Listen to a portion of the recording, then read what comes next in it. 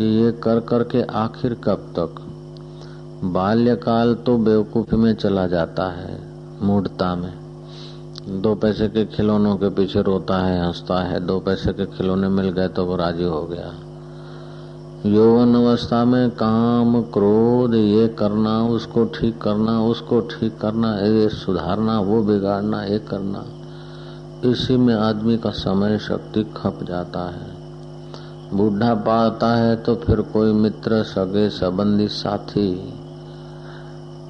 बस पराये हो जाते हैं। शरीर भी पराया हो जाता है। अपन चाहते हैं तंदुरुस्त रहें, लेकिन ये कम वक्त बीमार हो जाता है। बुढ़ापा रोगों का और काल के आने का समय है। बचपन बेवकूफी में बीत जाता है। युवा अवस्था है, चाहे तो योग कर ले, चाहे तो भोग कर ले। भोग से समय शक्ति बर्बाद होगा और योग से समय शक्ति सार्थक हो जाएगा। तो हम तो चाहते हैं कि भाई धारणा शक्ति बढ़ाकर अपना थोड़ा सा अनुभव कर लो आप लोग। बाद में आपका संसार का व्यवहार भी ठीक मधुर हो जाएगा और आपका मुक्ति का भी अनुभव यहीं हो जाएगा। मरने के बाद मुक्ति अथवा मर जाएंगे फिर कहीं देवता ले जाएंगे हमको स्वर्ग में, ऐसे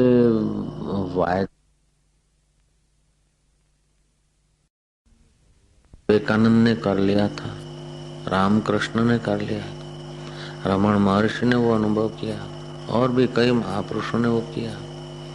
तो आप भी कर सकते हैं। इसमें 3 बातें चाहिए। एक तो विवेक अपना तीव्र होना चाहिए कि हमें बस भगवत तत्व प्राप्त करना है, एक बार परमात्मा की अनुभूति करनी है, ये बात पक्की कर लें।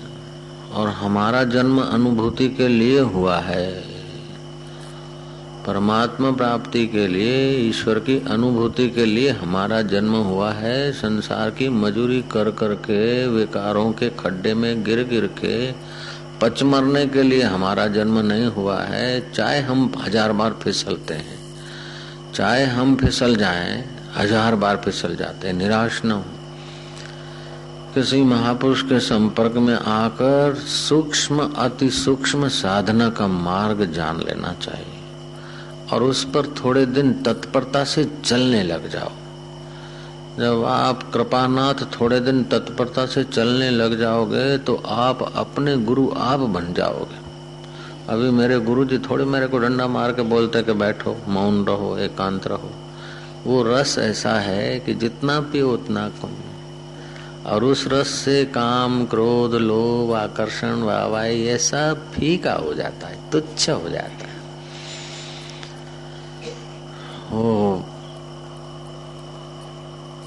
वो जो परमात्मा ध्यान का जो रस है, उस रस के आगे तो इंद्र का रस, राज वैभव भी तुच्छ हो जाता है। ऐसा रस आप पा सकते हैं। केवल थोड़ी तत्परता है कि आप समय कहाँ बर्बाद कर रहे हैं, जुआनी खपा रहे हैं भोग में अथवा फालतू इधर उधर के बहिर्मुख काम में, कि जुआनी का सदुपयोग करना चाहते हैं। अपने से बार बार पूछे। अपना गुरु आप बनो। हम तो बनेंगे गुरु, फिर भी आप जब तक अपने गुरु नहीं बनेंगे तब तक काम नहीं बनेगा। बुद्ध कहा करते थे, अब तो दीपो भव, अपना दिया आप बनो। तुम्हारा समय किन चीजों में जाता है और उन जिन चीजों में जाता है उससे आखिर क्या मिलता है, और जो मिलता है उसको आपके मृत्यु के बाद कितना काम में आएगा। जीते जी कितना काम में आता है। बोले मेरे को मकान मिल गया, घर मिल गया, ये तो प्रतीति है बाबा, ये तो देखने भर को है। कह रहा है आसमां ये समा भी कुछ नहीं, रो रही है शबनम में ये निजारे कुछ नहीं। जिनके महलों में हजारों रंग के जलते थे फानुस, झाड़ उनकी कब्र पे है और निशान कुछ भी नहीं। तो स्वप्न है। राजाधिराज अन्नदाता महाराज ये आए, कई चले गए। कभी सज्जन राजा आए, कभी दुर्जन आए, कभी मध्यम आए, लेकिन सब चले गए। तो चला चले का मेला है। ये बहती गंगा है, इसमें जिसने ठीक से किनारे रहकर आचमन ले लिया तो ले लिया, नहीं तो बह गया तो बह गया। ऐसे संसार के किनारे लेके संसार का थोड़ा उपयोग कर लो, बाकी अपनी प्यास बुझा लो। जीव की प्यास क्या है कि जीव की प्यास है सच्चे सुख की हकीकत में। जैसे हमारे दांत में, मुंह में 32 दांत है, कभी ऐसा नहीं होता कि ये क्या पत्थर लेके घूमना, निकालो फेंको।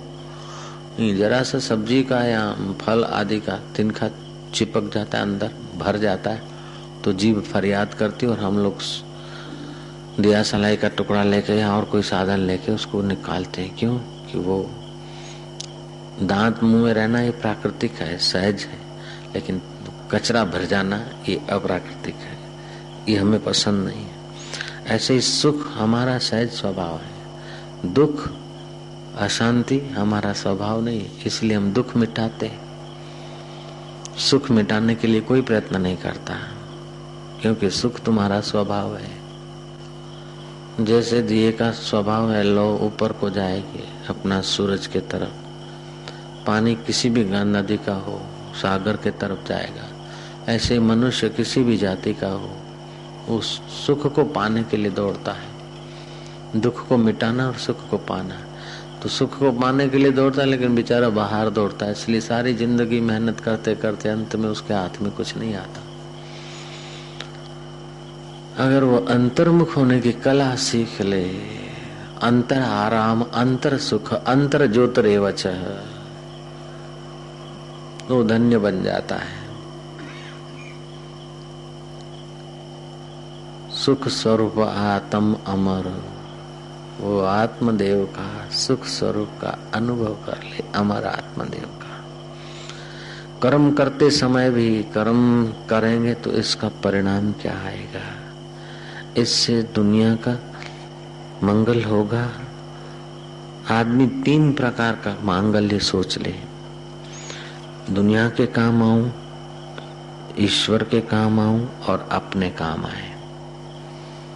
जो अपने काम आता है, ईश्वर के काम आता है, जगत के काम आता है, वो जल्दी निष्काम बन जाता है। जो जल्दी निष्काम बन जाता है वो आत्मराम हो जाता है, आत्मा में आराम टिक जाता है उसका। जगत के काम आना, जगत की वस्तुओं का ठीक सदुपयोग करके जगत के लोगों के जो मंद और म्लान जगत है उसको तेजस्वी और कांत बनाना, बुद्धिमान और स्वच्छ बनाना, ये जगत के काम आना है। ईश्वर के काम आना, अपने आत्मा को प्रेम से भर के परमात्मा में लगाना, ये ईश्वर के काम आना है।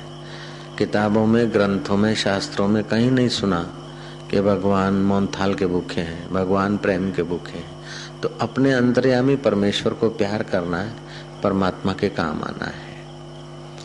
अपने काम आना है कि अपने को कभी कोई दिन में इतना कुछ समय एकांत में ले जाकर, अकेले मित्र साथी सगे, अकेले आए पैदा हुए तो अकेले मरेंगे तो अकेले ही साथी बीच के हैं, बीच का समय साथी, लेकिन दिन के प्रारंभ में और दिन के अंत में अकेले बैठे, काम के प्रारंभ में और काम के अंत में अकेले बैठे। 2 घंटे काम किया मित्रों के साथ, 1 मिनट 2 मिनट अकेले आ गए, बहुत उन्नति होगी, तेजी से होगी। अकेले आए, जाएंगे भी अकेले। तो कार्य के पहले, कार्य के बाद, काम करने के पहले निवृत्ति होती है और काम करने के बाद भी निवृत्ति होती है। ये बात तो आप मानेंगे जरूर। कार्य के पहले निवृत्ति होती है, कार्य के बाद भी निवृत्ति होती है। तो कार्य ऐसा किया जाए कि चित्त संकल्प विकल्प से निवृत्त हो, इसलिए प्रवृत्ति की जाती है। प्रवृत्ति के पहले निवृत्ति और प्रवृत्ति के बाद भी निवृत्ति, तो प्रवृत्ति की जाती है कि निवृत्ति तत्व में मन टिक जाए, इसलिए प्रवृत्ति है। तो ऐसा निवृत्ति तत्व का अगर 3 मिनट भी सच्चा पूर्ण सुख मिल जाए तो आदमी का मन जैसे पारस से लोहा 3 मिनट जुड़ जाए, लोहा लोहा नहीं बचेगा, ऐसे मन, वो मन नहीं रहेगा, वो बुद्धि बुद्धि नहीं रहेगी, बुद्धि बदल जाएगी, दुनिया को देखने की बुद्धि अलग हो जाएगी। अभी हमारी मति है, सुकर्म करते तो सुमति होती है, कुकर्म करते तो कुमति होती है। तो कभी सुमति होती है, कभी कुमति होती है, कभी मध्यमति होती है। इन तीनों के अंदर ही सारे संसार के बहुजन ऐसे ही घूमते रहते। कोई विरले होते हैं कि मति कुमति सुमति से आगे, थोड़ा सा आगे मेधा तक पहुंचते हैं, उनकी बुद्धि मेधावी हो जाती, उससे शास्त्र प्रकट होते हैं। ये जो वेदव्यास जी है या तुलसीदास जी, ये मेधा में पहुंचे तब शास्त्र बनते हैं। इससे भी जब आगे चलते रमण महर्षि जैसे, तो ये पुरुष मेधा में होते तब शास्त्र बनते, और मेधा से जब आगे निकलते हैं तो ऋतंभरा प्रज्ञा बन जाती है। फिर मेधा में आकर शास्त्र बना, जब चाहे तो ऋतंभरा में चले गए, जब चाहे तो मति में आ गए। तो पांचवी अवस्था जो बुद्धि की है वो सत्य स्वरूप ईश्वर में टिकती है, तब बनती है।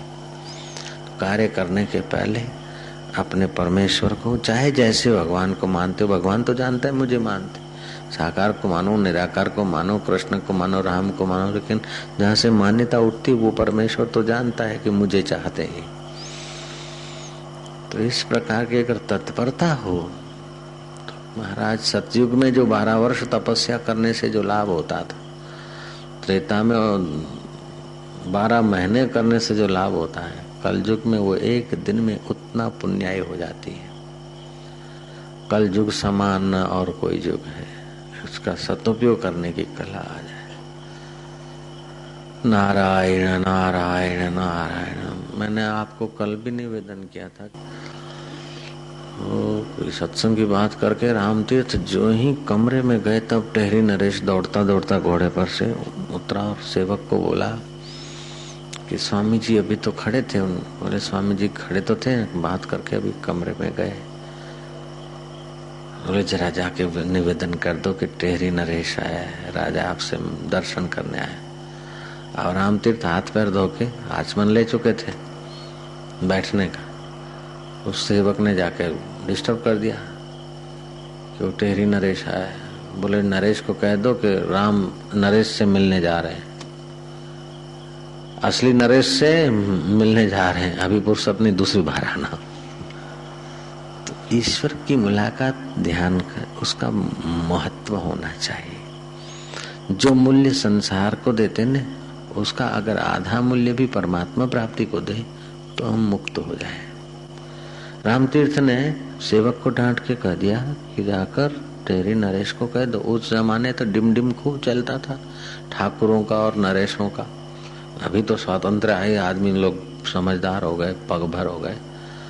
पहले तो हो ठाकुर ठाकुर ठाकुर करके लोग सुकड़ जाते थे। अब समझते कि क्या ठाकुर और क्या नरेश, हम ही सुकड़ सुकड़ के उनको महत्व दे दिए। रामतीर्थ ने कह दिया टेरी नरेश को कह दो कि अभी वो असली राजा से मिलने जा रहे हैं, इसलिए नकली राजा से मिलने की फुर्सत नहीं है। ये संसार नकली है ना, इस संसार की चीजों का राजा बनना ये तो नकली राजा है, असली राजा तो परमात्मा है और वो अपने साथ सदा रहता है। नकली राजा तो मर जाता है, वो नहीं मरता। शरीर मर जाए फिर भी वो नहीं मरता। उस परमेश्वर से मिलने की तत्परता हो। आदि गुरु शंकराचार्य ने कहा एकांत वासो लघु भोजनादौ मौनम निराशा करणावरोधा। एकांतवास, इंद्रियों का अल्प देखना, अल्प सुनना, अल्प मिलना जुलना, थोड़े ही दिन अंदर जाए तो अंतरात्मा का प्रसाद प्रकट होता है।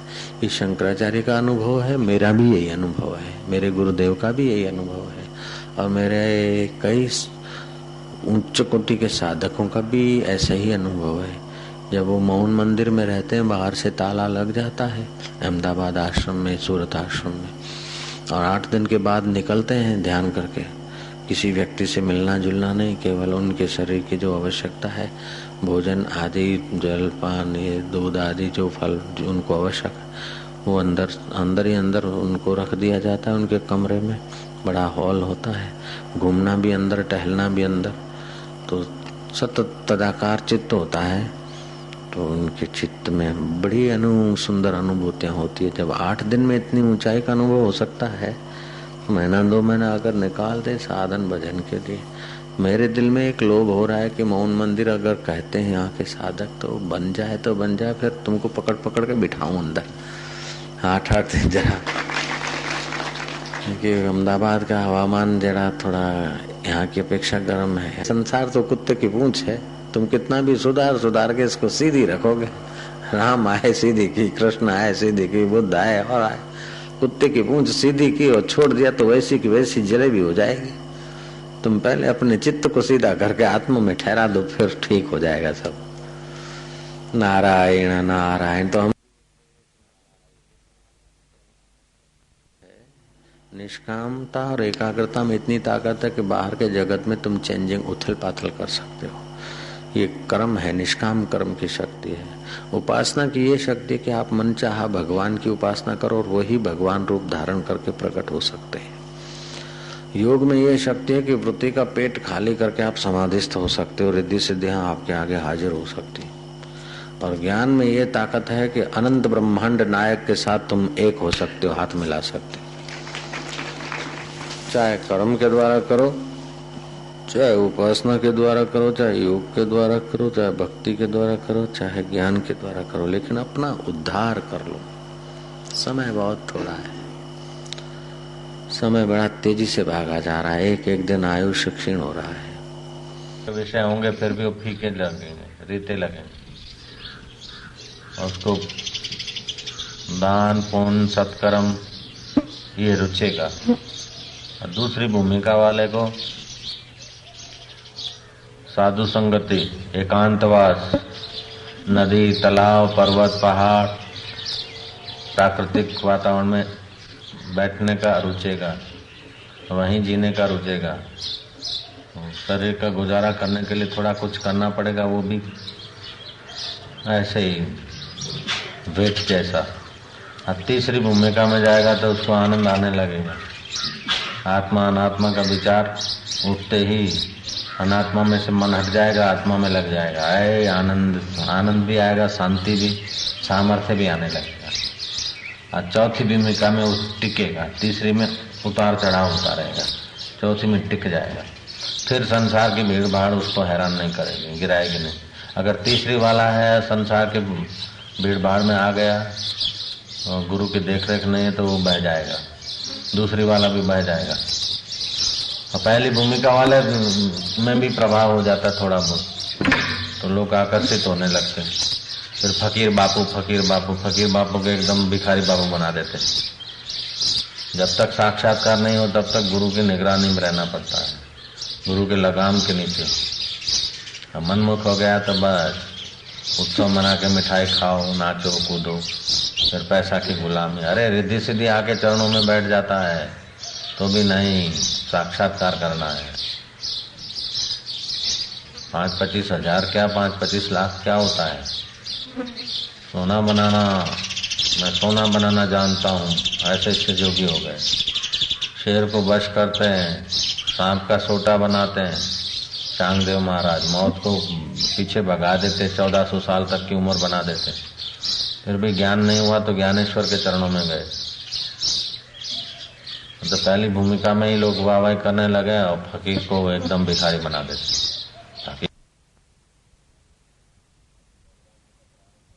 वैराग्य का प्रारब्ध होता है तब विरोध होता है, ताकि संसारी लोग दूर हो जाए। दूसरा होता है कि संत के हृदय में संकल्प होता है कि अब जहाँ जाओ वहाँ भीड़ भड़ाका, वाह ये भगवान अब ऐसा कुछ हो, कोई मेरे नजीक नहीं आवे। उनका संकल्प फलता है तब उनसे लोग दूर हो जाते हैं। और तीसरा होता है कि कच्चा है, ज्ञान हुआ नहीं है, थोड़ा बहुत पुण्याई मिली और वाहवाही हो गई और खत्म हो गई, तो खाली हो गया, तब विरोध हो गया। 3 किस्म से विरोध होता है। आजकल तो तीसरे वाला तो ज्यादा होता है, साक्षात्कारी वालों का तो इतना नहीं होता। लेकिन जिनके पास थोड़ा बहुत होता है, दो वाहवाही करके फिर अपना खाओ पियो मजा करो, मौन थाल खाओ, आज ये खाओ, शरीर भारी हो जाए, ध्यान भजन होवे नहीं, अंदर का रस आवे नहीं, फिर धीरे धीरे पुण्य क्षीण हो जाए। ये अनुभव हो गया फकीर को। तो इसका विचार करके अपना उन्नति कर लेना चाहिए जल्दी। ये स्पीड का जमाना है, स्लो जमाना नहीं है। कुछ मिल जाए तो तुरंत पुजवाने के लिए नहीं जाना चाहिए, एकदम पक्का कर लेना, फिर तो शिष्य की प्रसिद्धि होती है तो गुरु तो राजी होंगे। अभी हमारे गुरुदेव थोड़े नाराज होते होंगे, लेकिन अगर हम पहले ही कच्चे कच्चे में निकल जाते तो गुरु भी नाराज हो जाते, फट मुआ बोल देते गुरु जी भी। अगर हम गुरु के चरणों में थे उस समय ही कच्ची अवस्था में निकल के पुजवाने को चले जाते तो गुरु जी को भी दुख होता। बच्चा एग्जाम दिया नहीं, एमए हुआ नहीं और चौथी पढ़ के जाके अंगूठा छाप के वहां नौकरी करने लग गए उनको पढ़ाने की, तो चौथी वाला चौथी में रहेगा क्या? एमए हो जाए, पहले मास्टर हो जाए पक्का। ऐसे ही ज्ञान में भी आदमी मास्टर हो जाए फिर गुरु तो राजी होते हैं। अब कच्चा कच्चा चल रहा जाता है तो फिर गुरु बोलते रहे मोह क्या कर रहा है, धीरे धीरे उसका पुण्य भी खत्म हो जाता है और गुरु का मिलना बंद हो जाता है, कुएं में पड़ता है। इसीलिए तुलसीदास बोलते हैं गुरु बिना भवनिधि तरहि न कोई, चाहे बिरंची शंकर सम होवै। ब्रह्मा जी जैसा सृष्टि बनाने की ताकत आ जाए शायद तपस्या से, शिव जी जैसा प्रलय का सामर्थ्य आ जाए, फिर भी भवनिधि संसार से के सागर से नहीं तैर सकते। गुरु बिना भवनिधि तरहि न कोई, चाहे बिरंची शंकर सम होवै।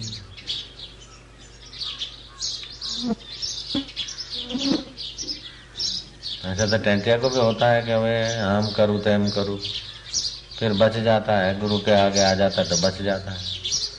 फकीर गुरु के आगे आया नहीं, वाहवाही के आगे चला गया तो एकदम वो मौसम में निचो देते के लींबू निचो देते, फिर कैसा होता है, गन्ना निचो देते, कुच्चा कुच्चा समझो क्या? सिलड़ी में से रस निकाल दो तो क्या बचता है?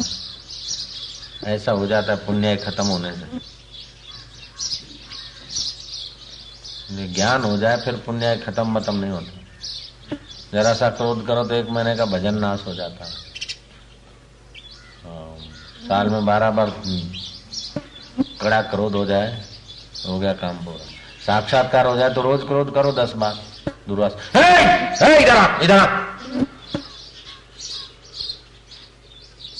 इधर आओ। वो आ गया ब्राह्मण, हाथ जोड़ा, बोले कहाँ जा रहा था? 1 मील दूरी से जा रहा था कोई ब्राह्मण। दुर्वासा ने बुलाया, बोले कहाँ जा रहा था? बोले मैं जंगल में से तप करके पुत्र प्राप्ति का वरदान लाया हूँ देवी का। तेरे को पता नहीं दुर्वासा यहाँ बैठा मेरे को प्रणाम नहीं किया? साले देवी बेवी का वरदान कैंसल, देवी का बाप भी बेटा नहीं दे सकता, जा नहीं होगा। और ऐसे दुर्वासा से अगर किसी पर नजर पड़ जाए और उसने प्रणाम नहीं किया, बुला था दूर से उनको श्राप दे देते। तो ये भगवान की महत्ता का, ज्ञान की महत्ता का श्राप के द्वारा प्रभाव लोगों को पढ़ा। जब लोग उछलंग होने लगे तो एक अवतार ऐसा भी हुआ साक्षात्कारी तीर्थंकर का, दुर्वासा रूप में भगवान देते। कोई क्षमा के अवतार होते तो कोई क्रोध अवतार होते, कोई आवेश अवतार होते हैं, कोई मर्यादा अवतार होते, कोई लीला अवतार होते हैं। क्योंकि सृष्टि में वैचित्र्य है तो फिर ये भी भिन्न भिन्न प्रकार का चाहिए। भगवान पार्श्वनाथ की शिक्षा का उनके सिद्धांतों का महावीर जी के चित्त पर बहुत बड़ा असर पड़ा और फिर अध्ययन करके उन्होंने सुधार उधार भी किया। तो ऐसे सुधार वधार भी होते रहते हैं युग युग के अनुसार, साधकों की योग्यता के अनुसार। तो दुर्वासा ऐसे क्रोधित, वैसे तो एक महीने में 1 बार क्रोध करोगे बिन जरूरी तो पुण्य खत्म, भजन महीने का पूरा। लेकिन दुर्वासा रोज क्रोध करे। अब कोई दिख गया तो रोज में तो कितने दिखते होंगे के, फिर भी उनको कुछ नहीं। ज्ञान हो गया क्या? साक्षात्कार हो गया, आत्मा में टिक गए, आत्मा शाश्वत है। अंतःकरण और मन में टिके रहे तो वो तो चल पाता।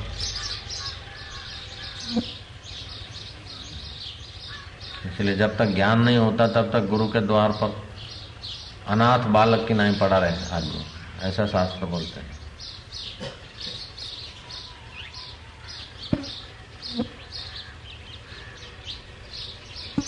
चलो, प्रवृत्ति के तरफ धर्माचरण करके भी, संसार की प्रवृत्ति करके संसार का भी सुख भोगे, मरने के बाद स्वर्ग में जाए।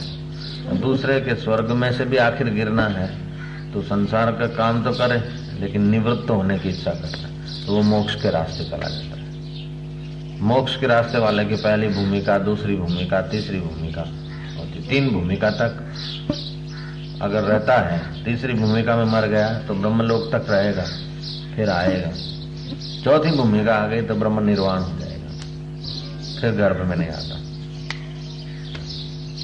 अब जा सकते તે પછી એને 5 से 1.5 જોખી આપવા માટે ત્રાજવા મૂક્યા। હવે ત્રાજવું ઉચકે ને એટલે 1 દેડકું કૂદે આમ, તો એક આમ કૂદે, એટલે બિચારી ત્રાજવું મૂકીને દેડકા પકડીને મૂકે, વળી પાછા આમ જોખવા જાય ને તો 3 આમ કૂદે, 2 આમ કૂદે, વળી પાછી ઉઠે જોખે। જેમ જેમ પકડીને જોખવા જાય, પેલા કૂદેલા નાખે ત્યારે પેલા બેઠેલા કૂદીને જાય। કરતા કરતા સાંજ પડી, પણ 5 से 1.5 જોખી શકે નહીં। એના મનમાં કે આ બધા દેડકા શાંત થઈ જાય ને તો બરાબર 5 से કાંટે કાંટ આપવાની શરત હતી, $5000 મળશે મારે, પણ દેડકા 5 से 1.5 જોખી શકે નહીં। દેડકા જોખી શકાય 5 से જીવતા દેડકા?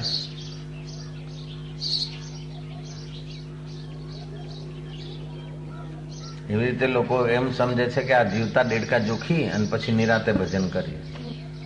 મનમાં જેમ આવે, જેમ દેડકા કૂદકા મારે, એને બધા દેડકાઓની પાછળ પાછળ પડે અને બરાબર વ્યવસ્થિત કરે ને પછી ભજન થાય, પછી નિર્ભય થવાય નહીં। દેડકા કૂદ જ મુવાનું કૂદવા દો, 5 से જોખાશે નહીં, ઉધડા આપી દો। ઈશ્વર ઉધડા આપી દો, જોખીને ના આપતા કે જોખીને 5 से 1.5 કોઈ જોખીને આપવા જાય ને નહીં આપી શકે। જીવતા દેડકા 5 से જોખીને, એવું છે સંસારનું। આ બધા પ્રોબ્લેમ સોલ્વ થઈ જાય, બધું વ્યવસ્થિત થઈ જાય, બધું થાળે પડી જાય, પછી નિરાતે ભજન કરીશું। કદી નથી થયું એવા લોકોનું ભજન। ભજનમાં લાગી જવું પડે। જરા પ્રોબ્લેમ છે, ગરમી છે, અનંગને પ્રોબ્લેમ છે ગરમીનો, અમીને પ્રોબ્લેમ છે એનો, મને પ્રોબ્લેમ છે કે દેડકા કૂદીને જતા રહે છે। 5 से 1.5 જો કે હાલ $5000 ચાલ। કલ્પિત કથા કહું છું, તારા માટે કલ્પિત કરી છે મેં। આપવા છે 5 से 1.5, $5000 ચાલ। ईश्वर खरीद ले तुम $10,000 में। ईश्वर भाई तब संचालक हो गए हैं। जो गया सो गया, जो मान मिला सो मिला, जो गया सो गया। जो भोजन खाने को मिल गया खा लिया, जो वस्त्र पहनने को मिल गए पहन लिए। अपनी आवश्यकताएं 50-50 दागिना भर के आवश्यकता बढ़ाना नहीं है, आवश्यकता घटाओ। एक दिन जो जलाने वाला शरीर है उस शरीर का सदुपयोग कर दो अमर आत्मा में, सहज में जो प्राप्त हो जाए ठीक है। બધું व्यवस्थित व्यवस्थित व्यवस्थित व्यवस्थित ब्रह्म है, बाकी सब बेवकूफी है। माया कभी व्यवस्थित किसी की हुई नहीं, બધું વ્યવસ્થિત કરી નાખીએ, બધું વ્યવસ્થિત થઈ જાય। રહેવાનું, ખાવાનું, ઘરનું, બીજું ત્રીજું બધું વ્યવસ્થિત થઈ જાય, પછી બરાબર મજા। નહીં તો બરાબર પછી વાનગી બનાવવાની ઈચ્છા થશે। એક માણસને કાંટો વાગ્યો પગમાં, દુખતો, બહુ દુખે છે, બહુ દુખે છે। એક બીજા મિત્રે કહ્યું કે કાંટો જરા વાગ્યો છે ને બહુ દુખે છે। પછી ધીરે રહીને જોરથી ચૂંટલી ખાણી તો પેલો કાંટાનો દુખાવો મટી ગયો। અરે રારા ઓરો કેમ? પેલું બહુ દુખતું હતું કે એ તો સહન થાય છે પણ આ નહીં સહન, આ હવે તો પેલું તો જતું રહ્યું, આ દુખે। પેલું હતું પણ આ વધારે દુખ્યું ને, આની નોંધ લેવાની। પછી ત્રીજી ચૂંટણી ખાણી, એટલે આ બંનેની નોંધ જતી રહી। ત્રીજી જોરદાર હતી। જ્યાં સુધી મોટું દુઃખ નથી દેખાતું ને ત્યાં સુધી નાના નાના નાના દુઃખમાં માણસ અટવાઈ રહે. મોટામાં મોટી ચૂંટણી છે મૃત્યુની, એ સામે ઊભું છે. એના ઉપર નજર નથી જતી ને એટલે માણસ પ્રોબ્લેમ શોધતો રહે છે. પ્રોબ્લેમ શોધતો રહે છે માણસ. મનનો સ્વભાવ છે પ્રોબ્લેમ શોધવું, પ્રોબ્લેમ ક્રિએટ કરવા, પ્રોબ્લેમ મેકર મન થઈ જાય છે. એ એક માણસની વાત નથી, મનુષ્ય માત્રની. 32 દાંત હતા તો વાંધો નહીં, એક તૂટી ગયું ને વાર જીભ ત્યાં જાય. તૂટી ગયું તો તૂટી ગયું, પણ મનનો સ્વભાવ છે વારંવાર ત્યાં જશે. અભાવમાં મન પ્રોબ્લેમ શોધે છે. એટલે સંસારમાં પ્રોબ્લેમ જ પ્રોબ્લેમ છે ને બધાને. આટલી સગવડ છે, સુવિધા છે, એના તરફ ધ્યાન નથી જતું. ધન્યવાદથી ભરાઈને એમાં ઈશ્વરમાં લાગી જાય એ નથી થતું.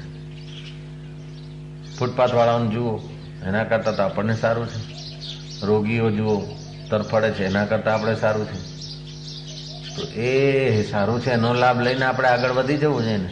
નહીં, મારી નિંદા કરે છે ભલા. कहाँ गई अजय की बहन? कर देवे ना तो छोटे दुखों की वैल्यू नहीं रहे. ऐसा तो ज्ञानी को भी होता है. छोटे मोटे प्रॉब्लम तो हजारों होते हैं ज्ञानी के इर्द गिर्द, लेकिन बड़ा प्रॉब्लम उसने देख लिया जन्म मृत्यु का, उसको तोड़ दिया. फिर छोटे प्रॉब्लम की वैल्यू नहीं उसके आगे. तो एम मानो छो कि તમને બધાને પ્રોબ્લેમ હશે ને જ્ઞાનીને કોઈ પ્રોબ્લેમ જ નહીં હોય? એ પ્રોબ્લેમને પ્રોબ્લેમ નથી ગણતા, તેથી નથી પ્રોબ્લેમ. व्यवहार में तो ज्ञानी को भी बस में कार में बैठना तो पेट्रोल भराना पड़ता है. के व्यवहार काल में तो तत्व में प्रॉब्लम, व्यवहार में तो उनको भी होता होगा. कभी के छोकरा छोकरी पढ़ते हैं नहीं पढ़ते हैं, ताना बुनना है, करना है, वो करना है, वो करना है, दिन भर का होता है. उनका तो हजारों लोग जुड़े हुए होते हैं. कितना प्रॉब्लम होता है उनको. कोई रूठता है, कोई चीखता है, कोई बीमार होता है, किसी को कनाडा जाना है, किसी को ये करना है, किसी को पत्नी छुट्टी नहीं देती, किसी को पति छुट्टी नहीं देता, कोई बाधा माना है, ये काम हो जाए गुरुजी नहीं तो मेरा जीवन मुश्किल हो जाएगा. किसी की बाधा पूरी करो, किसी की खाधा पूरी करो, किसी का पैसा मैनेजमेंट में वो हो रहा है, किसी का कुछ हो रहा है, किसी का कुछ हो रहा है. प्रॉब्लम की तो दुनिया है और सब आते वहां सॉल्यूशन लेने को. तो उनका भी सॉल्यूशन और अपना भी व्यवहार में तो सबको होता है कि छोटा मोटा. ज्ञानी भी तो रोटी खाते हैं, कपड़ा पहनते हैं, श्वास लेते हैं. उनका भी शरीर तो हमारे जैसे 5 मसाले का ही बना है. उनका भी संबंध तो, उनके भी जो सब है उनके तो ज्ञानी नहीं होंगे. उनका भाई, उनकी पत्नी, उनका बेटे सब ज्ञानी नहीं हो तो अज्ञानी होंगे सब.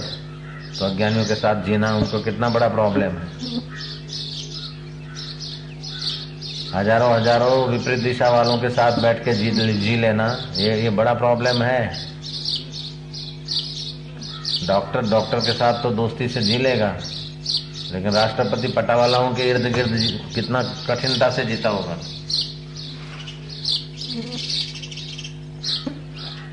लाखों अज्ञानी के बीच ज्ञानी को कैसे जीना होता होगा. यह तो बड़े में बड़ा प्रॉब्लम है.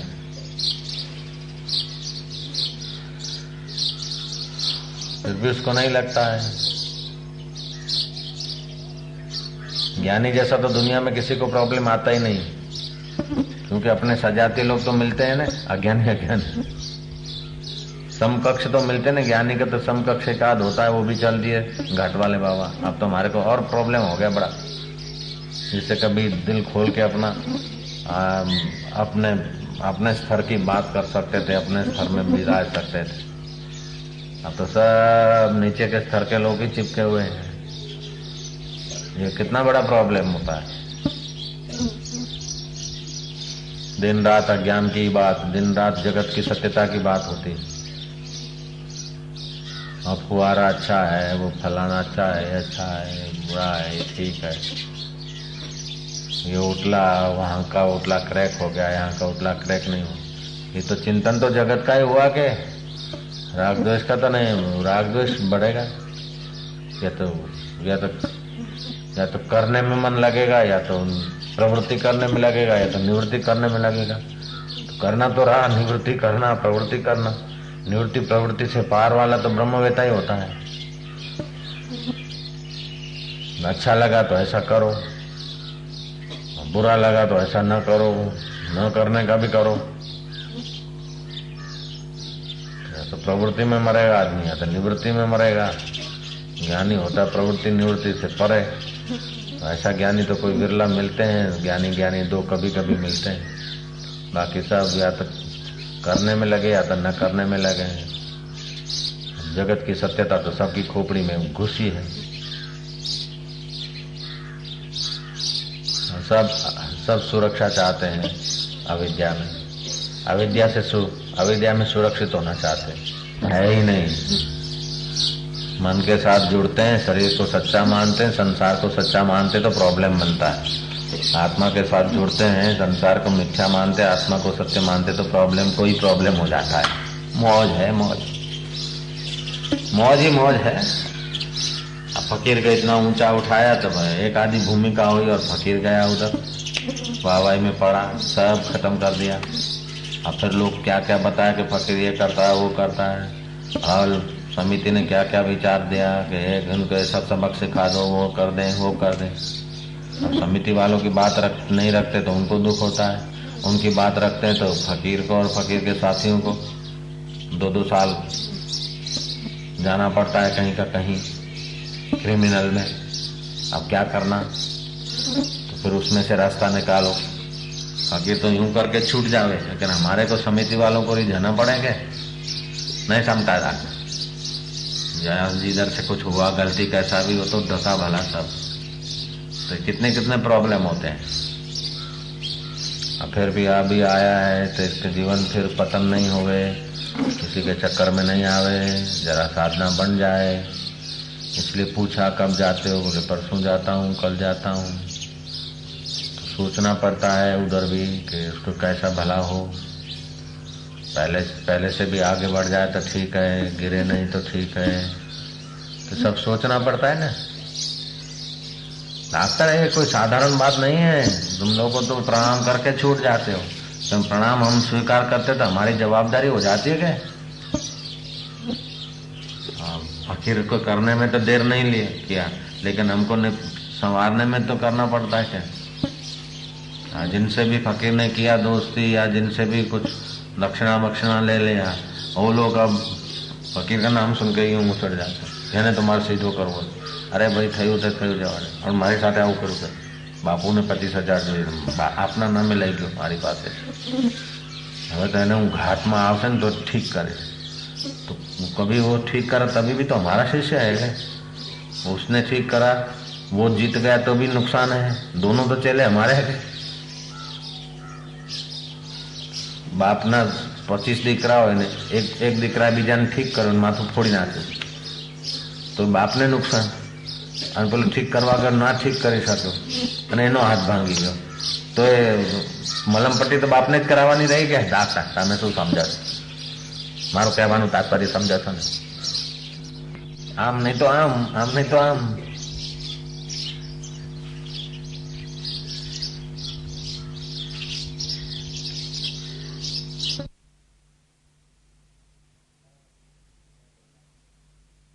आदमी दुनिया को हिला सकता है, अनासक्ति और एकाग्रता। देखो बीच में मक्खियां भूं भूं करे, कितना बड़ा प्रॉब्लम। चलो खिड़की बंद करते, प्रॉब्लम आ गया। ऐसी एक मुहूर्त धारणा हो जाए तो मानसिक शक्तियां विकसित होती, परमात्मा रस प्रकट होता है। अभी मेरे मन में आया, मैं बाहर बैठा था, ध्यान मिल गई, आवाज सुनाई पड़ा, सुमरन ऐसा कीजिए खरे निशाने चोट, मन ईश्वर में लीन हो हले न जीवा होठ। उसको हम लोगों ने गीत बना लिया, साखियों को रोज गाते रहते हैं। उस प्रकार की अगर साधना बन जाए तो जीवन के सारे दुख दर्द जिए खरे निशाने चोट, मन ईश्वर में लीन हो हले न जीवा होठ। माला श्वासोश्वास की जगत भगत के बीच जो फेरे से गुरुमुखी। अच्छा है तो बैठे और सत्व प्रधान हो तब आत्मा परमात्मा की तदाकारता का अनुभव होता है। सुभाष चंद्र बोस आनंदमयी माँ के पास गए तो बोला देश की सेवा करना भी तो ये भक्ति है। आनंदमयी माँ ने कहा ये बिल्कुल भक्ति है, लेकिन ये बाहर के देश जिस अंतरदेश से दिखता है उस देश में दिख जाना परम भक्ति है। सुभाष बाबू बस आनंदमयी माँ की आखिरी मुलाकात और देशवासियों से भी आखिरी मुलाकात, फिर चले गए तो चले गए और ऐसे ढंग से जिए कि कोई आज तक उनका पता नहीं लाया। अभी अभी उनका स्वर्गवास हुआ तब अखबारों ने बताया कि पर्दे बाबा के रूप में जो रहते थे वही सुभाष चंद्र बोस थे। एक आदमी को अंदर आने देते थे, बाकी पर्दे में रहते थे, पर्दे बाबा। अगले साल उनका देहांत हुआ, अखबारों में निकला था, वहाँ उस बिहार के तरफ कहीं रहते थे। तो देश की सेवा तो अच्छा है, लेकिन अंतरदेश में भी जाना चाहिए। और जितने अंश में अंतरदेश में आदमी जाता है उतने अंश में देश के लिए, वातावरण के लिए हितकर होता है। स्थूल शक्तियों की अपेक्षा सूक्ष्म शक्तियां बहुत ज्यादा हितकर होती हैं। जैसे पानी का एक ड्रॉप बाष्पीभूत होता है तो उसमें 1300 गुनी ताकत होती है। तो हमारा मन बहिर्मुख होता है ना, तो उसका प्रभाव, उसकी पहुंच लिमिटेड होती है। हमारा मन अगर अंतर्मुख होता है तो हमारे लिए भी हितकर होता है और हमारे संबंधियों के लिए भी हितकर होता है। तो एक हित होता है जो आंखों से दिखता है, वो मायावी हित है और सापेक्ष है। दूसरा हित जो है आंखों से नहीं दिखता, हृदय से अनुभव होता है। आंखों से हित दिख जाए, मन से दिख जाए, शायद लाइट आगे के वहां रसोड़े पहाड़ी पहाड़। कभी ऐसी भी सृष्टियां हुई कि वृक्ष ही वृक्ष, मनुष्य नहीं हुए। कभी ऐसी भी सृष्टियां हुई कि मनुष्य की खूब सृष्टि हो और जब चाहे तब उजाला कर सके, अंधकार कर सके। उस सृष्टि के प्रकाशक सूरज और चंद्रमा नहीं थे। ऐसी सृष्टियां भी हुई। योग वशिष्ठ महारामायण में आता है। भगवान राम के गुरु वशिष्ठ जी बोलते राम जी को, ब्रह्मा जी के एक दिन में 1000 चतुर्युगियां बीत जाती है। देवताओं के 2 महीने में हमारे 60 दिन बीत जाते हैं। तो ब्रह्मा जी के 4,32,000 वर्ष में बीतते तब कलयुग पूरा हो जाता है। 8 लाख में द्वापर, 12,96,000 वर्ष त्रेता, 17,28,000 वर्ष बीते तब सतयुग होता है। तो ये चतुर्युगी बीती है तब 43,32,000 वर्ष होते हैं। ऐसी चतुर्युगियां 71 चतुर्युगियां बीतती है तब एक मनवंतर होता है। 14 मनवंतर बीतते हैं तब ब्रह्मा जी का एक दिन पूरा होता है। इस समय ब्रह्मा जी के 50 वर्ष पूरे हुए हैं। 51वें वर्ष का प्रथम दिन है।